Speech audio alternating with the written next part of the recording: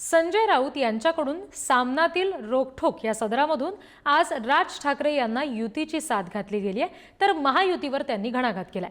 ठाकरे बंधू आणि मराठी माणसाच्या एकजुटीने महाराष्ट्रामध्ये राजकीय धक्के बसले असं राऊतांनी या सदरामध्ये म्हटलेलं आहे। आपलं राज्य पत्त्याच्या बंगल्याप्रमाणे कोसळून पडेल याची एकनाथ शिंदेंना भीती वाटते, म्हणूनच शिंदेंनी थेट दिल्ली गाठली, अमित शहांची भेट घेतली असाही दावा राऊतांनी केला।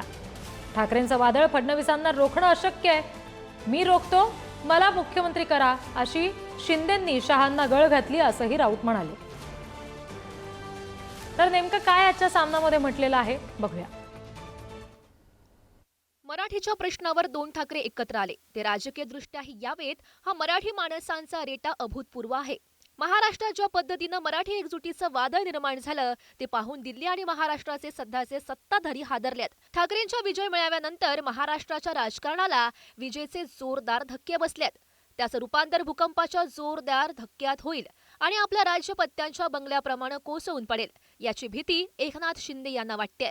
त्यामुळे एकनाथ शिंदे चिंताग्रस्त होऊन लगेच दिल्लीमध्ये गेलेत, अमित शहांना भेटले। महाराष्ट्रामध्ये सध्या जे घडतंय ते थांबवा, फडणवीस यांना हे वादळ रोखता येणार नाही, मी माझ्या लोकांसह भाजपमध्ये येतो, मला मुख्यमंत्री करा, हे सर्व रोखण्याची गॅरंटी देतो। शहा शिंदे यांच्यात ही चर्चा झाली आणि अशी चर्चा शिंदे गटात सुरू आहे। शहा आणि शिंदे मिळून मराठी माणसांची एकजूट फोडतील, राज आणि उद्धव यांना एकत्र येऊ देणार नाहीत अशी विधानं शिंदेंचे मंत्री करतायत। मात्र कोणताही दबाव आता मराठी माणूस स्वीकारणार नाहीये। वरईनंतर मीरा भाईंदरमध्ये मराठी एकजूट उसळली, मुस्लिम समाजाबद्दल एकेकाळी नव्हता त्यापेक्षा जास्त रोष मुंबई, महाराष्ट्रात गुजराती जैन समाजाबद्दल उफाळून येतोय।